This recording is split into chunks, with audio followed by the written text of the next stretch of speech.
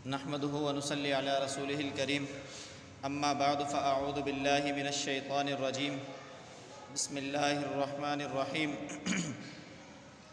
وقرن في بيوتكن ولا تبرجن تبرج الجاهلية الأولى وأقمنا الصلاة وآتينا الزكاة وأطعنا الله ورسوله صدق الله وصدق رسوله النبي الكريم ونحن على ذلك لمن الشاهدين والشاكرين والحمد لله رب العالمين۔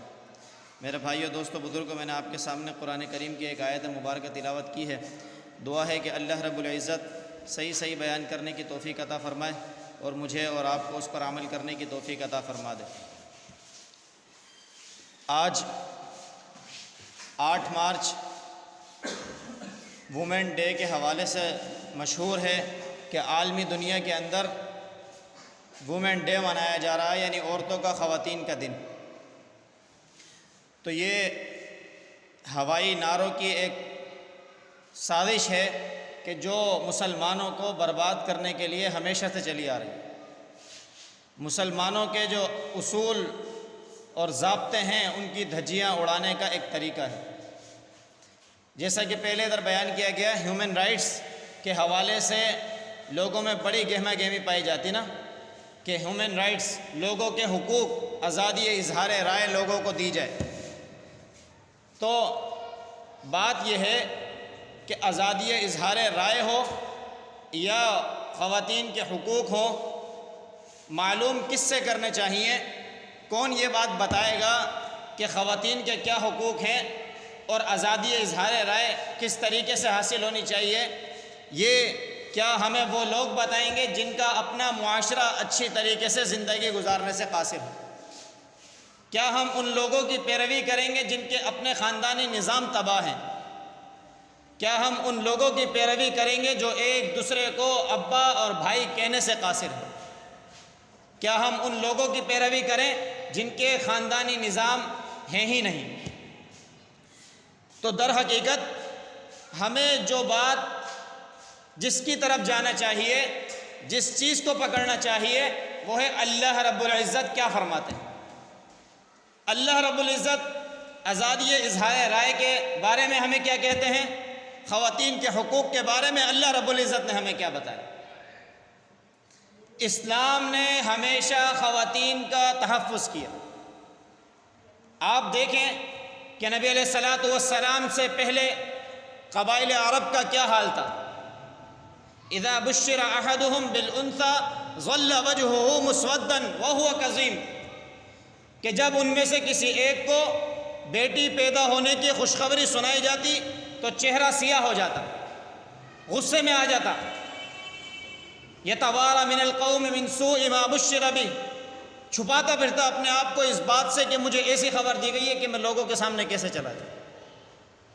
پھر اب یا تو اس کو زندہ درغور کر دیتے زمین کے اندر یا اس کو قتل کر دیا جاتا۔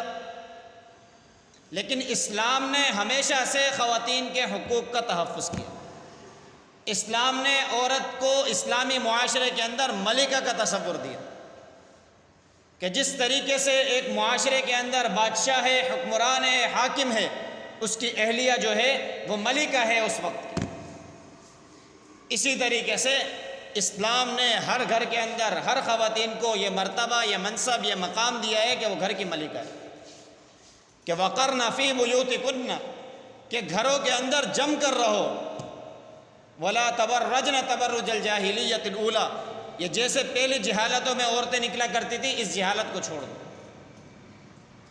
آج پھر وہی طرح طرح کے نعرے، ان نعروں کے پیچھے خود تو برباد ہوئے ہیں، ہم مسلمان گھرانوں کی خواتین کو بھی روڈ چوراہوں پر لانا چاہتے ہیں۔ یہ بات ایسی ہے کہ یہ ہمارے خاندانی نظام کو تباہ کرے گی۔ اللہ رب العزت نے امہات المؤمنین نبی علیہ الصلوۃ والسلام کی ازواج مطہرات کو یہ بات بتائی، وقرن فی بیوتکن، تم اپنے گھروں کے اندر ٹھہر جاؤ، جم کر رہو اور گھروں سے باہر نہ نکلو، نماز قائم کرو، زکوٰۃ دو، اللہ اور اس کے رسول کی اطاعت کرو۔ لیکن اس کے برعکس اگر یورپ کے معاشرے کو دیکھا جائے، مغربی ممالک کے معاشرے کو دیکھا جائے، جو اس بات کے علم لے کر معاشرے میں نکلے ہوئے ہیں کہ خواتین کو حقوق دیے جائیں، آزادی اظہار رائے ہو، حقوق نسواں کے جھنڈے لہرا رہے ہیں، ان سے اپنا پوچھو کہ تمہارے اپنے گھروں کا کیا حال ہے۔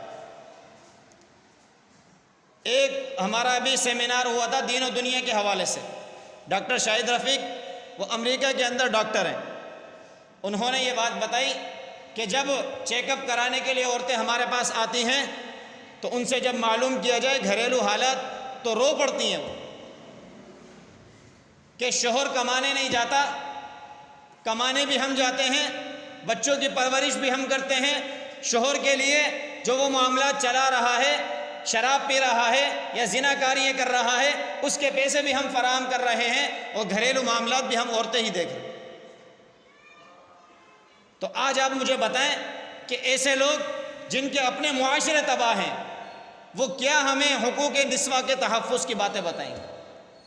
اگر حقوق نسواں، عورتوں کا تحفظ کرنا ہے، اپنے حقوق کا تحفظ کرنا ہے، تو معلوم کس سے کریں گے؟ جس نے مرد اور عورتوں کو بنایا۔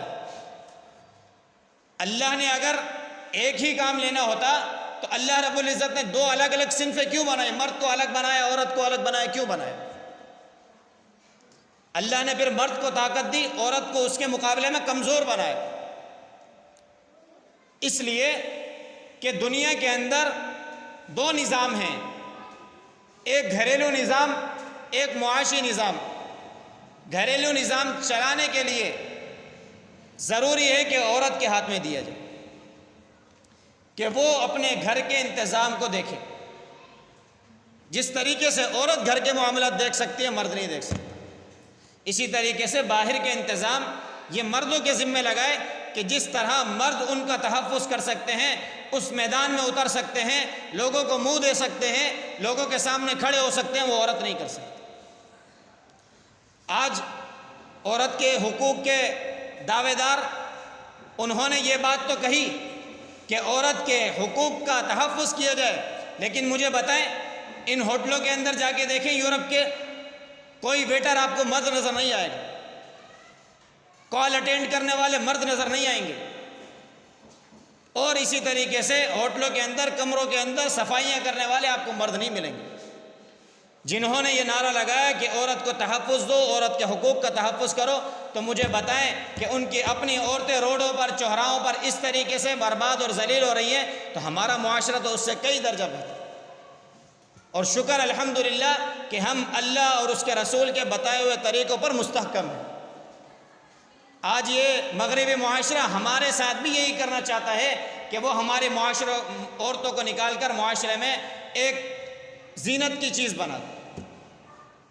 ان لوگوں نے تو ایک پروپیگنڈا کیا کہ عورت کو گھر کے بجائے اس سے شادیاں کر کر اس کی ذمہ داری اپنے کندھوں پر لینے کے بجائے اس سے اپنی ذمہ داریاں اٹھوائی ہیں، اور وقتاً فوقتاً ایک عقد نکاح کے علاوہ انہوں نے عورت کو تلذذ کی چیز بنایا، انہوں نے اپنے خاندانی نظاموں کو تباہ کیا، وہ اپنے معاشرے کو ایسی جگہ پر لے گئے کہ جس جگہ سے واپس آنا ان کے لیے ناممکن بن چکا۔ جس ذات نے بنایا مرد کو، اس ذات نے بنایا عورت کو۔ اللہ نے فرمایا الرجال قوامون علی النساء، کہ یہ مردوں کو میں نے حاکم بنایا عورتوں کے اوپر، لیکن کس معاملات میں؟ جو باہر کے معاملات ہیں، اندرونی معاملات گھر کے ہمیشہ عورتوں کے سپرد کریں۔ دنیا کا سب سے حسین ترین جوڑا حضرت علی رضی اللہ عنہ، حضرت فاطمہ الزہرا رضی اللہ عنہا، آپ ان کے گھر کے معاملات دیکھیں کہ حضرت علی رضی اللہ عنہ ہمیشہ باہر کے معاملات دیکھا کرتے، حضرت فاطمہ رضی اللہ تعالی عنہا گھر کے معاملات دیکھا کرتے۔ آٹا پیسنا ہوتا، چکی چلانی ہوتی، پانی بھرنا ہوتا، سارے معاملات حضرت فاطمہ الزہرا رضی اللہ عنہ خود کرتے۔ یہی وجہ ہے کہ نبی علیہ الصلوۃ والسلام کے پاس ایک وقت حضرت فاطمہ رضی اللہ عنہ آئیں اور فرمایا کہ ابا جان، کہ کچھ خادم جو آپ کے پاس آئے ہیں بیت المال میں سے، ان میں سے کوئی مجھے دے دیا جائے تاکہ جو میرے کام ہیں ان میں سے کچھ مجھے مدد مل جائے گی۔ تو نبی علیہ الصلوۃ والسلام نے کہا کہ اس سے اچھی چیز نہ میں تمہیں بتا دوں، ہاتھوں میں ٹھیک پڑی ہوئی تھی چکی چلانے کی وجہ سے۔ مجھے بتائیں اگر اس طریقے کی زیادتی کا کوئی معاملہ ہوتا تو سب سے زیادہ حقدار کون تھا؟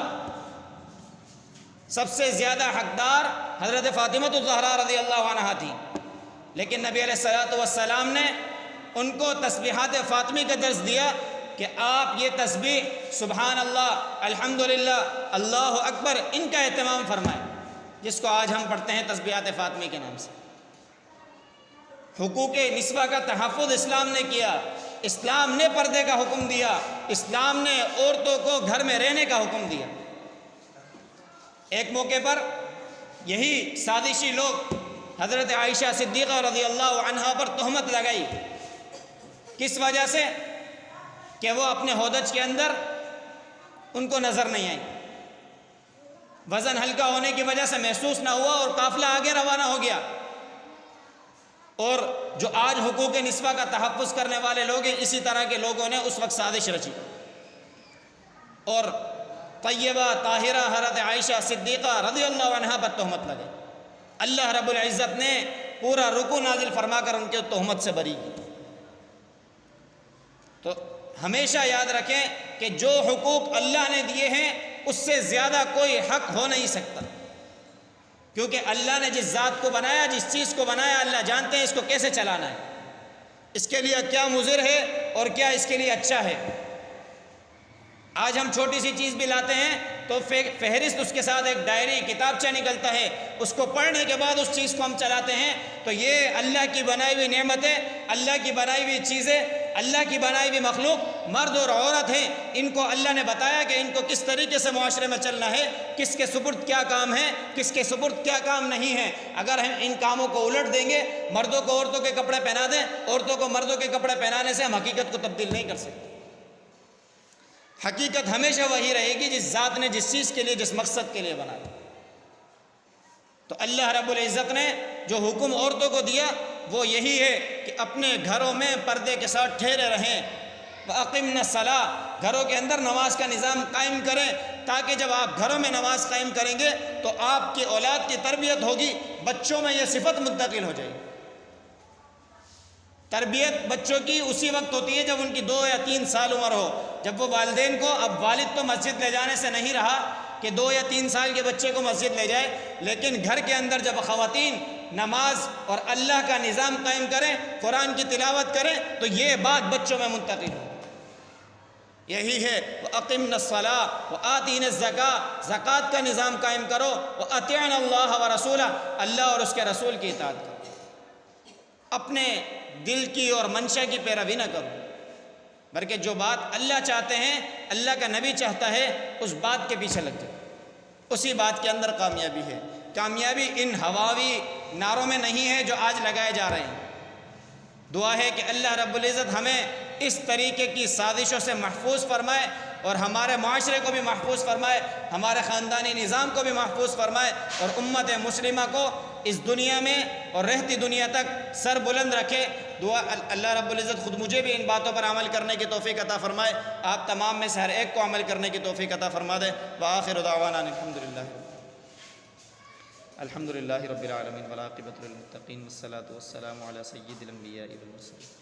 اللہم انت السلام ومنک السلام تبارک یا ذا الجلال والاکرام۔ اللہ کریم ہمارے یہاں بیٹھنا اپنی بارگاہ عالیہ میں قبول فرما۔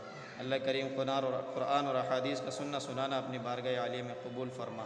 یا اللہ جو معاشرے میں ایک فضا قائم ہے، یا اللہ اس سے ہم سب کی حفاظت فرما۔ یا اللہ ہمارے گھر والوں کی حفاظت فرما۔ یا اللہ ہمارے معاشرے کی حفاظت فرما۔ یا اللہ ہم سب کو نماز قائم کرنے کی توفیق عطا فرما۔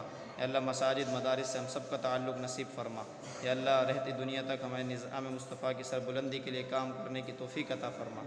صلی اللہ تعالی علی رسول خیر خلقہ محمد وعلی آلہ واصحابہ اجمعین، آمین برحمتک یا